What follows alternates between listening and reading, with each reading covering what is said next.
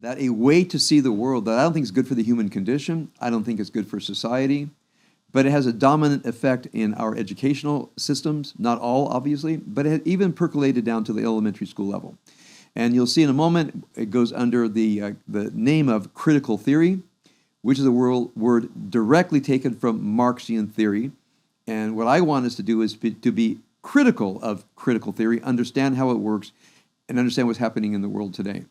As you'll see, I'll try to show by the end of my thought that one thing that happens in Marxism is it becomes a secular religion, and I'll show you how that works. So it's not a religion, but if you understand religion, you can see that Marxism can function as a secular religion, including the idea of salvation. So what am I advocating? Now remember, I'm advocating something philosophically as something that is philosophically true that's not a religion.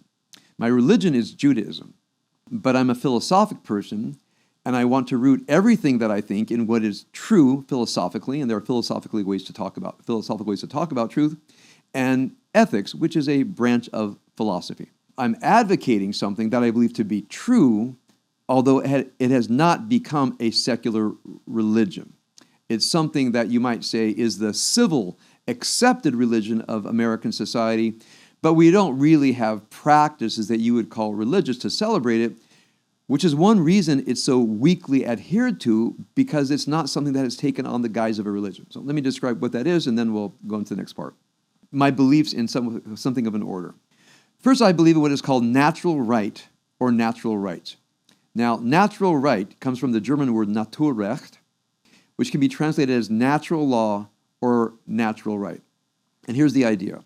Because of our human nature, especially our moral nature, there really are better and worse answers to moral questions. It is not the law of nature. It's by human nature, there's a recht. There is something that's right. So in natural law theory, there's a belief in right or wrong, not in an absolute way, but there are better and worse answers to moral questions. Now, so our essential moral question in what I'm going to call the moral foundations of the liberal state, and remember that includes from the left to the right, is the idea that we human beings are endowed with rights.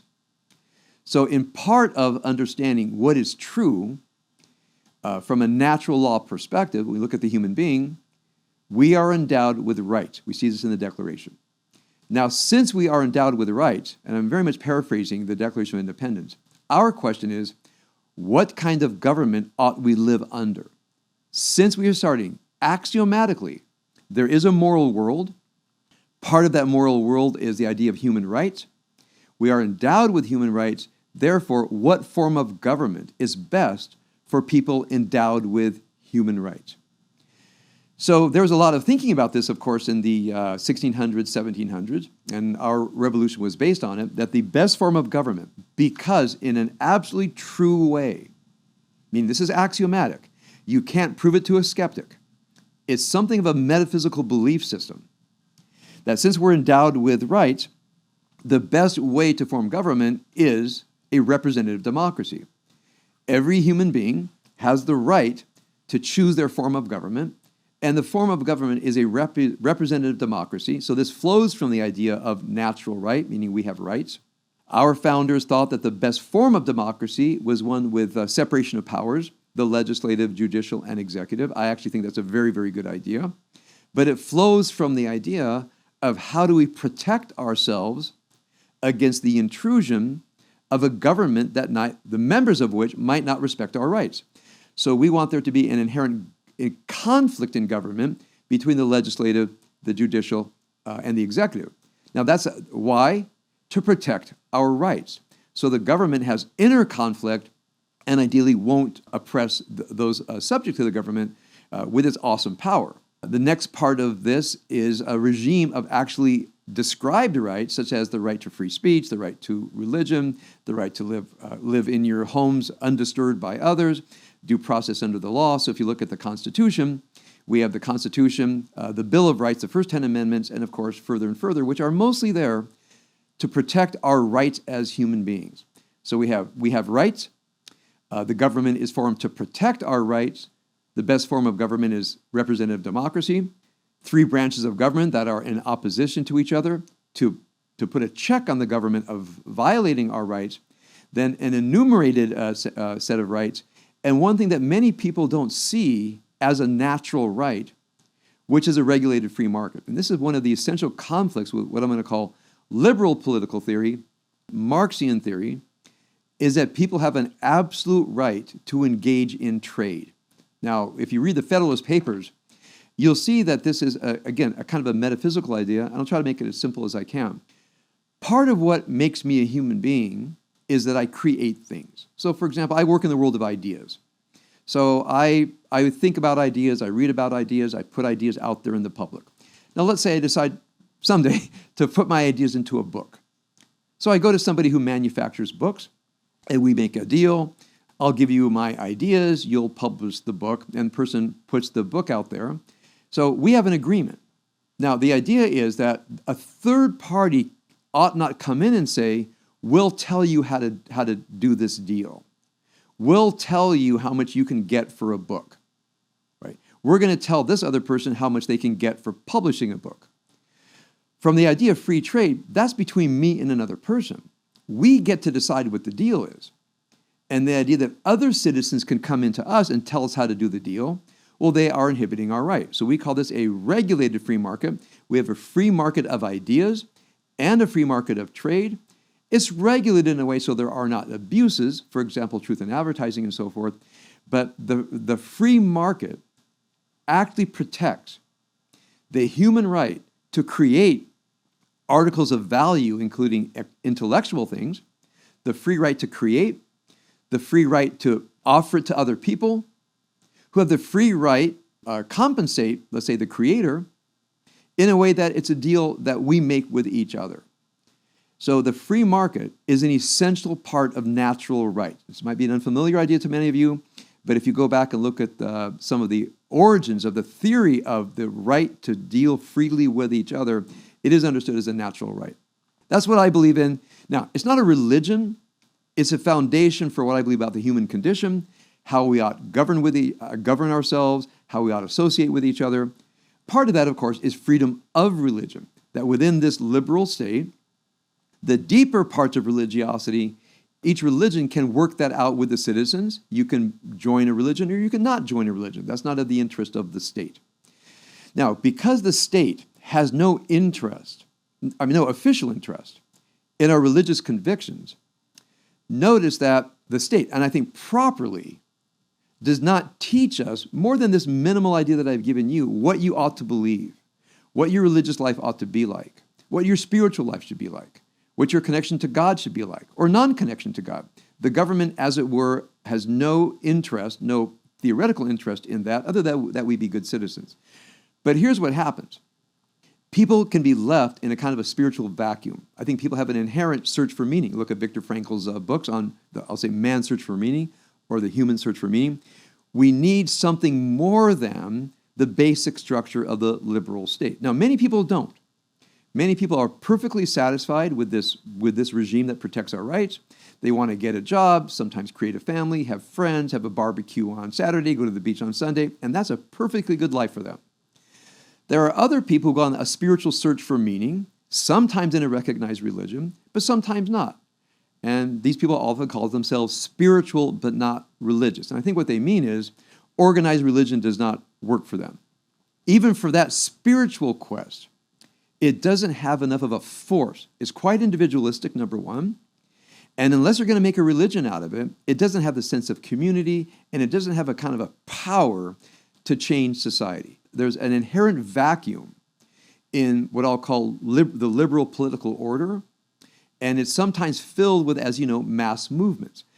Now, you haven't seen many of these mass movements in the United States because political order is so well established that the idea that someone's going to overthrow the political order is something that most Americans at some point don't want. We actually want this political order, and if we're going to work for change, we'll do it through law.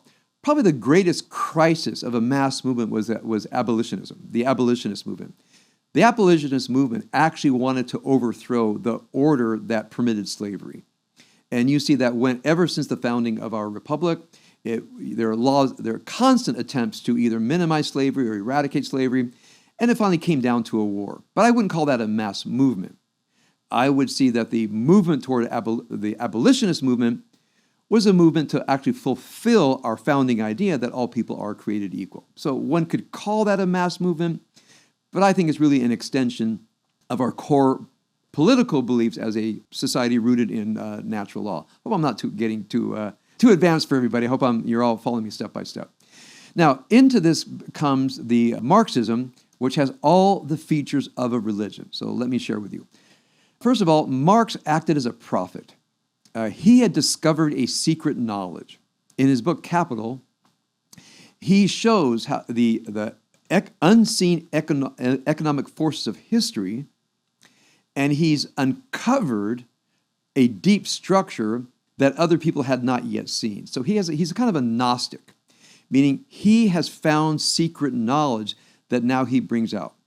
And his secret knowledge is, in the economic development of society, it's finally reached a point where clearly there are the oppressors and the oppressed. So the oppressors are the ruling class, the bourgeoisie, the owners. The oppressed are the workers. And his theory is that for the ruling class, the bourgeoisie, the owners, to flourish, they have to steal the labor of the workers. So this is his theory. Now, it's not obvious to anybody, especially when a person can go from working for somebody to owning your own shop, to working for somebody, owning your own shop. The idea that I can work for somebody or not work for somebody. But that's not how our economy worked. There are many times when people worked for a company, they became almost like feudal servants to a company. We're living in a time where the trade unions have really advanced what it means to participate in an economy. Back in the late 1800s, that wasn't so obvious. There was a sense that the owners of production, now we're talking about big production, factories, treated their workers like slaves. They didn't pay them a fair wage. The working conditions were awful. And it was very much, by the way, if you look at the history of the American labor movement, there really was oppression. There really was a kind of a theft of the value of someone's work. Now, we worked against that in our fashion, which was legislation, law, amelioration of social conditions, a huge amount of work as a society to get to a place where, relatively speaking, the conditions are dramatically different in 2023 from what they were, let's say, in 1880. So Marx is a child of his time.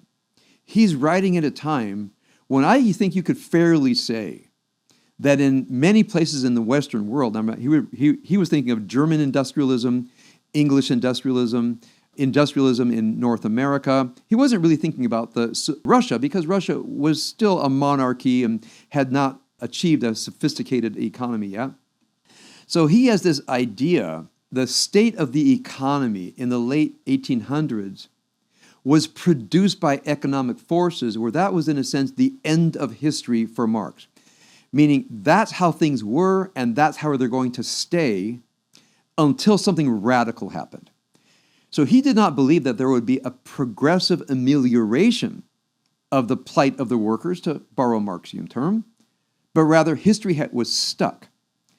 And at this point, once you understand that there's the oppressor, there's the ruling class, there's the bourgeoisie that oppress the worker, the first thing is he has to share this secret knowledge that whatever you think society is, it is really about the economics of what you would call the relationship between the ruling class and the worker.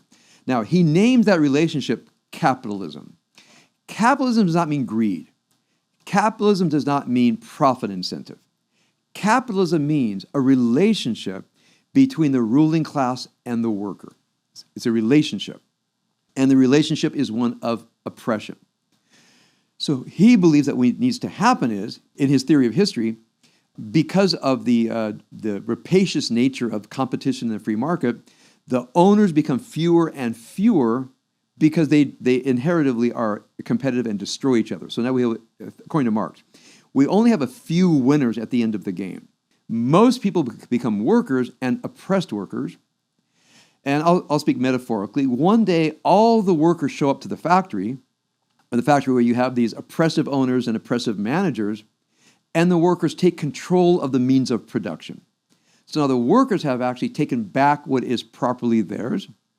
And he says this happens throughout society. This is Marx's prediction of the future, where we have what's called the dictatorship of the proletariat, where the workers take over the means of production and they dictate how things ought to be so the ruling class doesn't come back. And then he says eventually the state will wither away. You won't need a state because everybody will do what comes natural to them, and the economy will just work itself out because of the inherent goodness of human beings who are no longer oppressed. So notice we have a prophet, we have a theory, we have a theory of history, we have a theory of the end of times, and we also have kind of a priesthood. Now, what's the priesthood? People who know the secret knowledge. So what happened after Marx wrote his book, Marx died, this idea of Marxism or Marxism-Leninism became part of the culture of not what I call the political left, meaning left that is interested in the amelioration of the human condition, but a radical left that did not believe in the liberal state, did not believe in democracy, did not believe in the amelioration of suffering through legislation, because that belief actually didn't have the real belief that everything they did, everything the liberal state does, and you see this today, is actually an extension of the oppression of the working class. So think of it this way. Let's say all of us who are part of the bourgeois ruling class and we're only interested in ourselves and exploiting the workers. Let's say there's a cabal of us here and we all know who we are. And we say, well, the workers are getting restless. So how do we keep the workers in their place? How do we get them, how do we make sure that they don't get to the point where they rebel and take over the means of production? So what do we, exploitative ruling class, do? We ameliorate in small ways to keep the workers happy so that they don't come to consciousness that we're stealing from them. Because the moment the workers realize they're stealing from them, they'll overthrow us. So from a Marxian perspective, what I'll call the modern liberal state's policy of amelioration through legislation, which I believe in, for them is seen as a ploy of the ruling class to stop the workers from rebelling. So oftentimes when I say what I'll call a traditional person on the left will speak to a radical leftist, the radical leftist hates the political leftist more than they hate the political right. We'll call now we're going to. I don't think this is true, but we'll call them the real owning class, people who want to preserve their role of ownership and exploiting the workers. Now, I don't think that actually is American conservatives, but let's say from their perspective, it's true. So the Marxian would say, well, those people are honest about it. They simply want to maintain their privilege. You people on the left, you don't know that you're the unconscious tools of the working class when you say that we will ameliorate things through the Civil Rights Act and through trade unions and so forth. You're lying to yourselves. Because all you're doing is keeping the ruling class in power. So when you look at some of the conflicts in American politics, some of the deepest conflicts has been between the radical leftists, we'll call them Marxians, and the traditional left, which is the amelioration. By the way, you might read these things and you ask yourself, why do the Marxists hate the political left so much? Because again, they think the political left is a ploy of the ruling class to keep the workers relatively happy so they won't engage in the revolution. If you want to see one of the most instructive treatments of this idea, go watch the movie Hail Caesar with George Clooney. Okay? So the communists in Hollywood are trying to get adherents. They kidnap George Clooney, who's part of a major Hollywood production, to hold him hostage. And while he's kidnapped by the communists, they try to convert him to be a Marxist. So we have these absolutely hilarious scenes of intellectual communists arguing with George Clooney, who's something of a clueless major Hollywood actor. And watching that dialogue, it's a highly satirical but uneasily accurate of what you call the attempt to teach Marxian ideology to a completely non-theoretical person. So watch that. I think you'll be very entertained by it. Okay, so I hope you can see that when we ask ourselves what a religion is, it has a belief system, it has secret knowledge how history works, it has a knowledge of good and evil. The ruling class bourgeoisie are evil. Now you might ask yourself, Marx says that religion is the opiate of the masses. he eschews anything that has a religious tone to it. He never does talk about good and evil, but it's completely implied in the system. The ruling class, the bourgeoisie, the owners are evil, and the workers are inherently good. Now, they're not good because they do good things. They're good because they're oppressed. Now, it's very important. We think of good by actions, meaning, let's say I run a camera shop and I pay my workers fairly, and I sell cameras and I repair cameras in an ethical way, and by the end of the year, everybody goes home happy. Am I a good person? No, because I own the camera shop. Now, what if I have an employee who is stealing from the camera shop? Is that a bad person? No, because they are naturally trying to take their labor back. So all employers steal the work of their laborers. So a laborer is not bad because they steal. They're simply trying to restore the balance of taking their labor back. From a Marxian theory, all crime is due to oppression, which led to this rather strange idea that the best way to stop crime, you remember this? The best way to stop crime is to defund the police. That was astonishing for many people. How could defunding the police stop crime? Or from a Marxian perspective, crime is a symptom of oppression. You take off oppression and crime will stop. Y'all remember hearing this? Now, I heard about it, and I heard there was a city that said we're going to defund our police in order to stop crime. You know, I used to be a Marxist, so I thought to myself, give it a try. Maybe I'm wrong. Maybe if you take away the police, crime will stop. I didn't believe it, but if they wanted to try it, I said, you know, it's going to be the price of your citizens, so don't do it in LA. And of course, it was an abysmal failure because crime does not exist because of the police. From a Marxian perspective, that is the source of crime. Oppression causes crime. From a liberal state perspective, the police exist because of crime. And of course, there are heavy-handed police and immoral police and police that should never be there and should be punished with 20 years to life in prison. But in general, the police is not there as an agent of oppression, but rather to protect the citizens from crime. But look at the Marxian perspective. Marxian perspective is since society is inherently oppressive, the police are agents of the police state to oppress people. Now, that was actually true in Nazi Germany, but it was also true in the Soviet Union. The police was there to protect the state, not protect the citizens. What an irony. The Soviet Union, founded in Marxism, and the Marxist idea that the state is oppressive and the police is there to oppress the people, precisely live their idea. It's an irony, it's a tragic irony, and it's just evidence that Marxism is an idea, it's a theory, but it just has no application to reality, which was, you know, when I studied it, and I studied the life as I knew it, I studied people, I studied society, I thought to myself, I get the theory, it's just not true. And one problem with critical theory is they don't treat it as a theory in competition with other theories, but they teach it as the truth.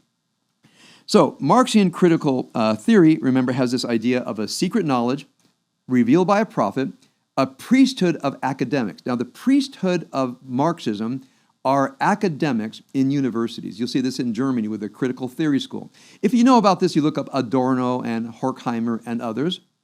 They are, as it were, the priesthood of Marxism, and their main work was theoretical. I believe, as I studied them, and they talk about workers. Now, these are intellectuals, this is going to sound a little bit mean, but I think it's true, who never worked a day in their lives.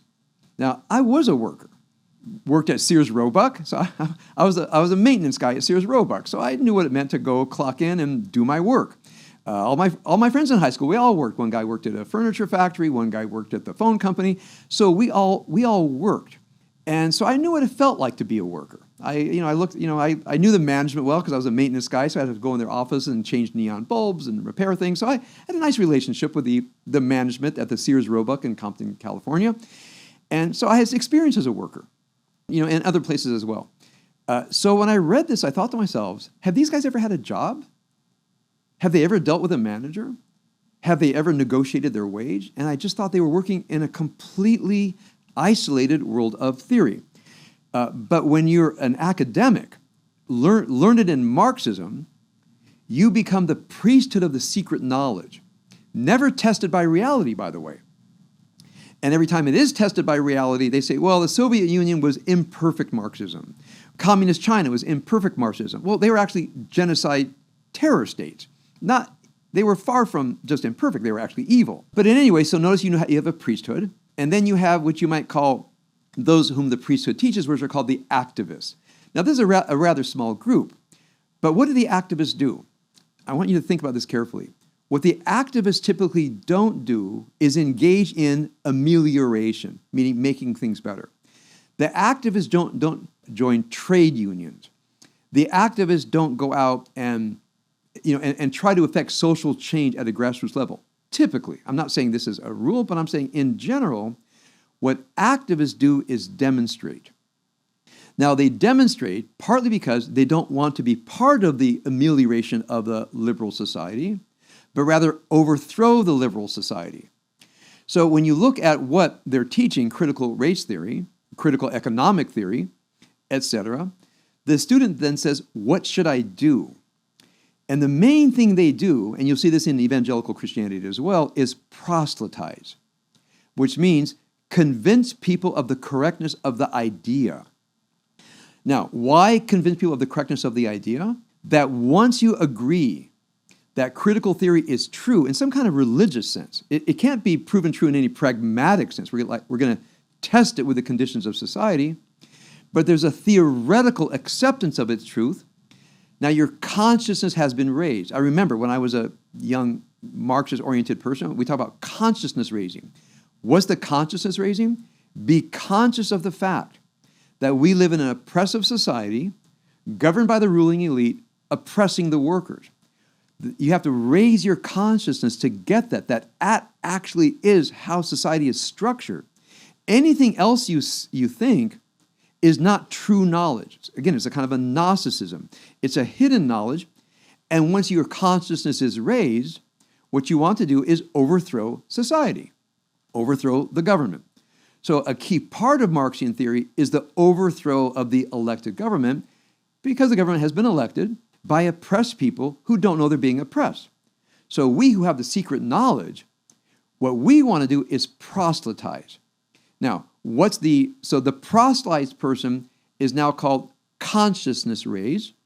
Some years ago, the conscious person was a person who was woke. So woke was the same thing as the old consciousness raised, and they are awoken to the nature of society, which is basically the oppressed and the oppressors. Now, the particularly American version of consciousness raising was systemic racism, which is an adaptation of the Marxist idea. There are oppressors and oppressed, but it's not about the economy. It's not about the ruling elite economically. It's about systemic white racism. So instead of the ruling class, you have the white class, white supremacy. I'm not saying there aren't racists. I'm not saying there's racism. But the idea that the fundamental secret truth of society is white supremacy and white racism, I would say to people, possibly, but how would I test it? How would I test it? That the ruling secret knowledge, the secret activity of society that we really can't see, we proclaim it to be true. So a pragmatic person says, can you demonstrate it to me? Meaning, if it's everywhere, it's somewhere. This is an important thing to think. So a person says, it's everywhere. I said, okay, is it in my synagogue? I mean, is my synagogue an instantiation of white supremacy? Now, how would I know? Because I actually am an employee of the nonprofit corporation called Oratora, and we have a board of directors. Now, I am one of the board of directors, so am I the oppressed or am I the oppressor? And what does it have to do with whiteness? Especially because my assistant for many years, of course, was a person who identifies as black, Shia Blakeney. One of our cantors was immigrant from Africa, Sherwin, and he was gay. He called it the double whammy. I'm black and I'm gay. He was one of our lay leaders at Oratora. But see, we are inherently racist because our society is inherently racist. There's systemic racism everywhere. They said, well, that's not a good example. I said, okay, how about my jiu-jitsu club? We have an owner, Chris, and we have all the people who train, men and women, very racially diverse. I said, how does systemic racism work out at my jiu-jitsu club? Do people get promoted because of race? Meaning, are white people getting their black belts and black people not? They go, oh, that's not a good example. I said, okay, how does it work out in our school system here in LA? I mean, is there systemic racism in LA Unified School System? And if so, can you give me a specific example? Now, because I'm philosophically a pragmatist, so I'm looking at the consequences of ideas that you can actually look out and measure.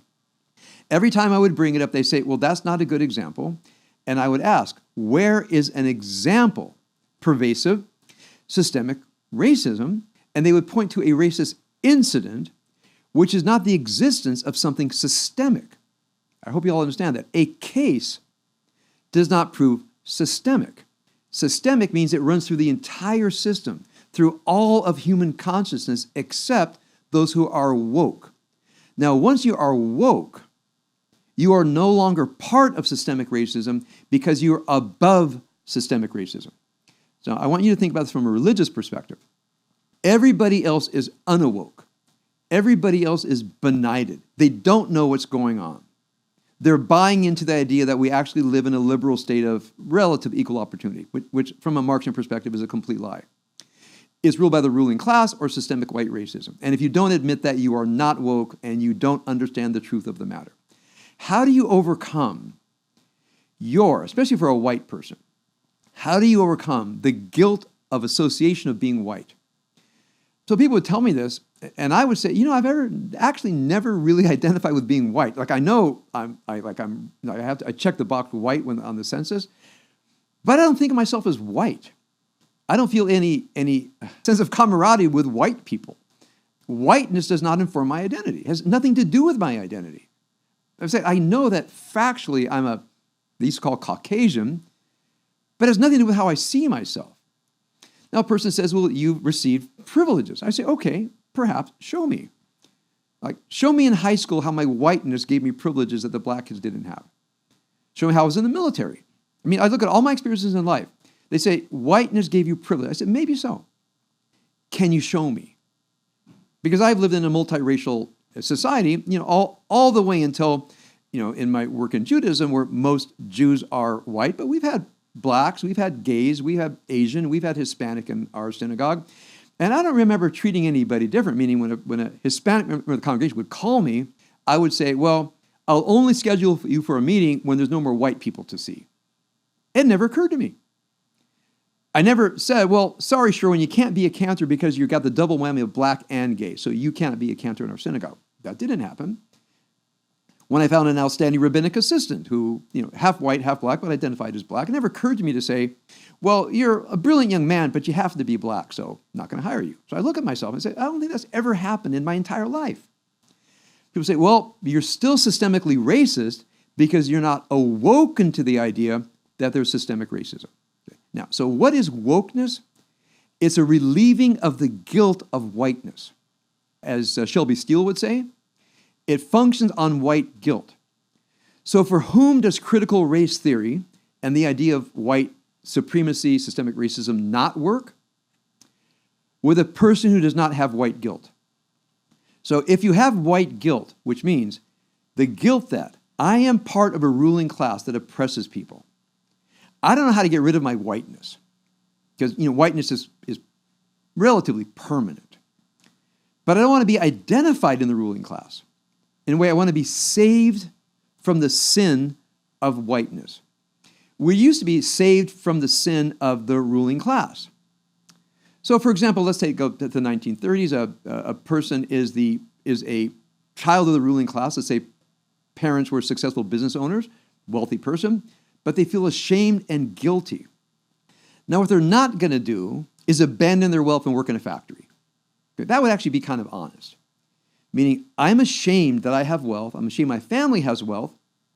So since I'm ashamed of it, I will give all my money away and be part of the true society, the real society, as it were, the society of workers. And I will work in a factory and participate with the oppressed in the overthrowing of the government.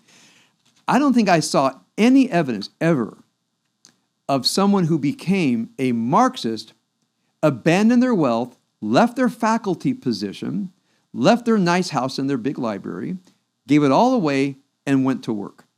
What people do instead is say, I'm relieved of the guilt of being in the ruling class, identifying with the working class.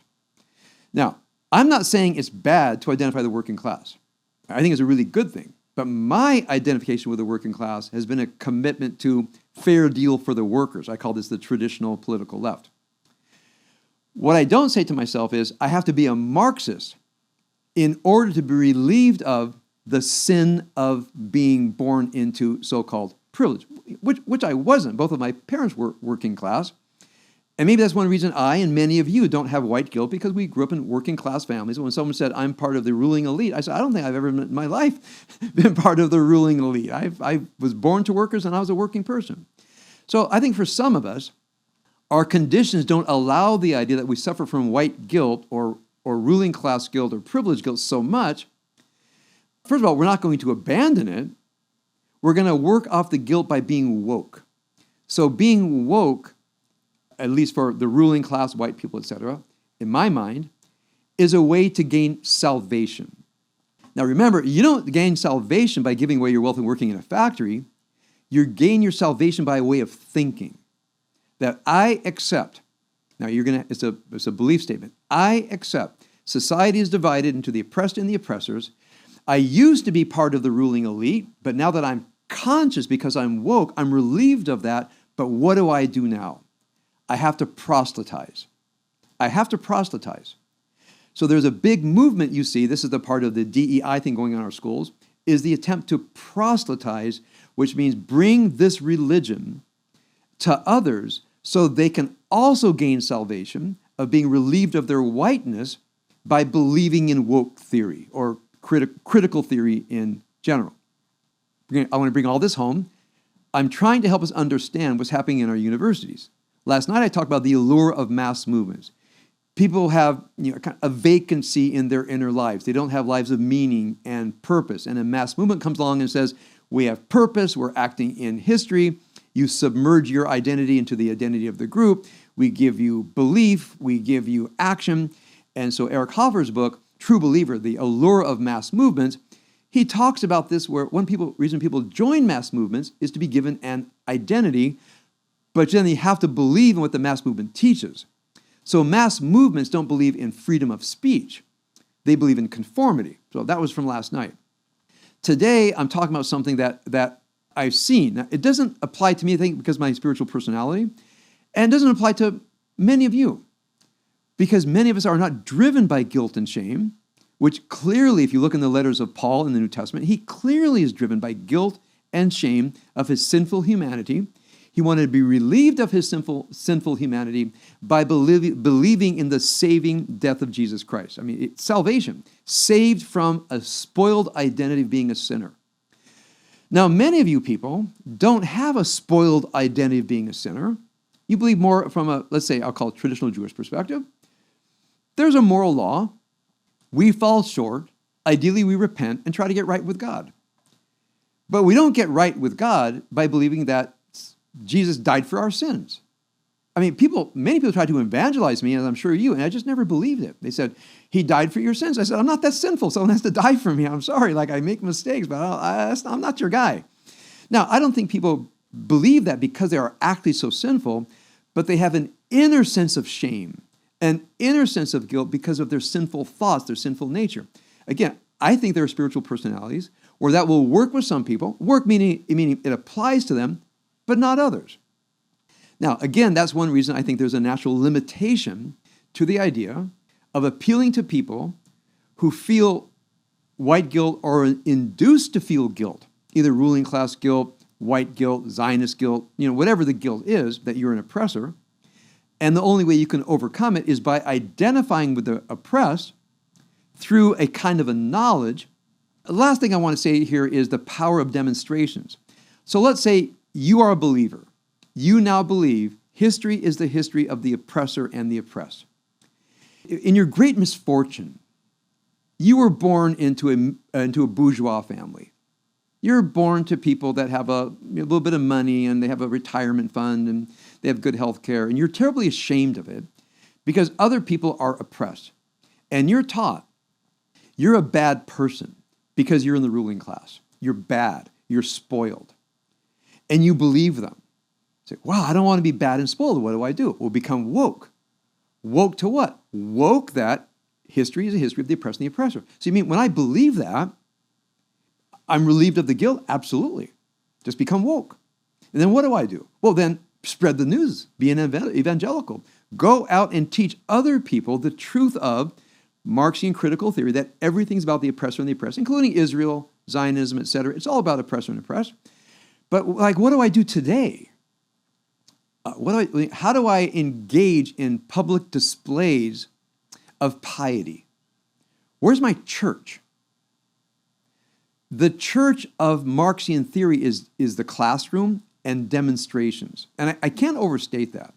The need to demonstrate is you're demonstrating your piety, your adherence to a secular religion that promises a certain path towards salvation. So you'll notice that it says free Palestine, oppressor, oppress. And then 3 signs later, you'll see overthrow capitalism. Have you noticed? I'm anti-Zionist and anti-capitalist, meaning I want to not overthrow the ruling class in Palestine and kill all the Jews. I want to overthrow capitalism. You'll see that in these demonstrations. And we've also noticed in these demonstrations, as people put up Palestinian flags, they've torn down American flags. Now, you would think if a person is pro-Palestinian and wants a 2-state solution, why would they want to destroy the United States? Because the United States and Israel are particular examples, the most evil, pernicious examples of Marxian theory, which means the ruling class. So the United States is not what I see it as, and again, I think my view is historically true. It's a very faulty democracy and regime of rights that did not live up its potential, even in theoretical sense, until the 50s and 60s, for many reasons. Suddenly we hit the 50s and 60s and we realize the sin of slavery really deeply. Not that we defeated the South, not that we passed the 14th Amendment, but in a real deep sense, our confrontation with the sin of slavery, as a nation. Not me individually, not you individually, but as a nation. Shelby Steele, by the way, describes this in an extraordinary way in his book, Shame. Shelby Steele's first book was called White Guilt. His second book was called Shame. Those are the only 2 books I know of. And what the shame is that just as America was dealing with its racist past and ameliorating the racism, was when Marxian critical race theory took hold in the black community. Meaning there is no way to ameliorate this past, is permanently stained white America, and the only solution is wokeness, which is the beginning of the path to overthrow the United States government. Meaning the United States government, our Constitution, is inherently spoiled. That's why he writes the book Shame, not just the shame of our past, but the shame of what happened. It happened, as it were, in a sense, too late. Now, what does it mean for all of us? I'm trying to bring this down. Why am I giving you all this information? Why am I information from last night on the allure of mass movements? Why am I information today about the religious dimensions of Marxian theory, the idea of the Gnostic understanding of a true reality, meaning a knowledge that is vouchsafed only to the priesthood, the believers, being impelled toward proselytizing, now in our university classrooms, all the way down to some in our elementary schools, and the urge to demonstrate as demonstrating an act of piety and identification with the oppressed, and that we are relieved of our inherent guilt in being part of the ruling class, being a Jew, being a Zionist, being white, whatever the oppression is, by identifying with the oppressed in more of a consciousness sense than actually, we can sound a little bit cynical here, of actually getting to work and ameliorating conditions. Remember, getting to work and ameliorating conditions is the lie of liberalism that believes you can actually ameliorate things, not understanding the entire system is inherently spoiled. What does that mean to us? Again, I have this mythical moment when the sophomore arrives home from college, and they're now a Marxian, and they've demonstrated, and Palestine free from the river to the sea, and which means genocide against the Jews, and capitalism is evil, and we should overthrow the United States government, and now I'm woke, so I'm relieved of the white guilt. Like, I grew up in this home of privilege, I'm not going to give it up. I'm not going to resign from college, and I'm not going to go work in a factory. But I achieve rightness with history by identifying with the oppressor through wokeness. The only thing we can do, in my mind, the only thing we can do is really, first of all, master liberal thought. I know it's a huge task I'm giving of you, but be able to articulate what you believe in. As I said last night, stand for something. Say, I believe in representative democracy. I believe in human rights. I believe in a market economy. I don't believe America is inherently evil. There are evil people, there are evil ideas, but not evil people. I don't believe that good and evil is dispersed on racial lines or on economic terms. Good and evil is about something else. Sometimes and again, stand for it in an articulate way. Know what you believe. And I hope you believe this, that you are not assigned good and evil by your race or your participation in the economy. You are good or evil by how you behave, how you treat other people. Now, once you can make a case for it and understand it, the next thing we have to do, and I know it's a tall order, but understand something about this Marxian idea, critical theory, again, critical theory as it applies to Israel, Zionism, etc., and understand that the idea cannot stand scrutiny. It cannot stand scrutiny. And why can't it stand scrutiny? Remember, the test of any philosophic idea is how does the idea encounter reality? So I would say if this idea is true, again, if systemic racism is everywhere, then it must be somewhere. So can you show me how systemic racism is being played out in the city in which I live, at the store where I shop, at the jiu-jitsu club that I belong to, in my children's experience? They all went to LAUSD. Can you show me exactly where systemic racism plays out? Now, what I've discovered is people are at a loss for facts, heavy on theory, at a loss for facts. So we have to, I think, understand what we believe in, understand this belief that I don't think can sustain scrutiny, meaning it's typically an argument of bullying. I'll just give you one example. I was invited to a debate. You know, it was like a discussion between two smart people. I didn't know I was walking into an ambush. The person starts to talk about the criminal justice system, and the question was, why are blacks disproportionately prisoners in the American judicial system? And I said, well, you're talking about, I think number one, I think being in jail is connected to crime. Not always. I think this is kind of a one-to-one. You commit crime, you go to trial, you go to jail. That's my theory. Could be wrong, but that's what I believe. And so I said, it could be that blacks commit more crimes proportionally. Men commit more crimes than women. Asians and Episcopalians commit less crime, and other people commit more crime. I think so. There are religious, ethnic, class differences on who commits crimes. And if you commit crimes, you go to jail. The person got furious with me. And he said to me, are you such a racist to believe that the incarceration of blacks is due to the fact that they commit crimes? I said, I'm off the stage. I will not accept the fact that my beliefs make me a racist. So I shook his hand, shook the moderator's hand, and said, I'm out of here. Because I said, if what we're arguing is whether Finley's a racist, I'm not going to participate in this discussion. But it wasn't a discussion, let's talk about the facts, the causes of crime, crime and race, crime and class, crime and prison. That would have been a great discussion, but not start with, my idea is racist. So what I discovered from that and many other conversations, many times these conversations are bullying, which means if you don't subscribe to wokeness, you are shamed and bullied off the stage. Now, I think I did a smart thing. I mean, they asked me to come back. I walked away and they came back. I said, would you please come back? I said, look, I don't want to do this where my morality as a human being is questioned. The question is Finley a racist or not? I said, I don't want to do this. So I decided not to go back and participate to defend my credentials as a moral person. But that's been repetitive maybe to you, where you try to demonstrate the validity of a theory in a pragmatic way by application to the real world, and someone simply says to you, by thinking that, you're a racist. And that's how these conversations often go. So the first thing I think you have to do to have these conversations is, are we going to have a rational conversation? We're not going to name call. We're not going to accuse each other of acting in bad faith. We're not going to assume that someone is in the ruling class or a racial oppressor.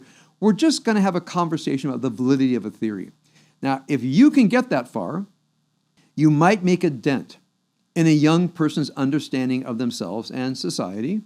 And as you know, I believe we have to have these conversations one person at a time. and try to make our dent in what's happening in the DEI and critical theory in not all, but in many college campuses. Now, I want to pursue this in a class I'm starting on Tuesday night, Foundations of the Liberal State. It sounds a little bit too theoretical, but I want to give you practical understandings. I know I've gone on a long time today, but I want to break this down into 3 sessions, plenty of Q&A, and again, I'll be doing this forever, helping us be immune to these ideas and helping our children and others be immune to these ideas as well.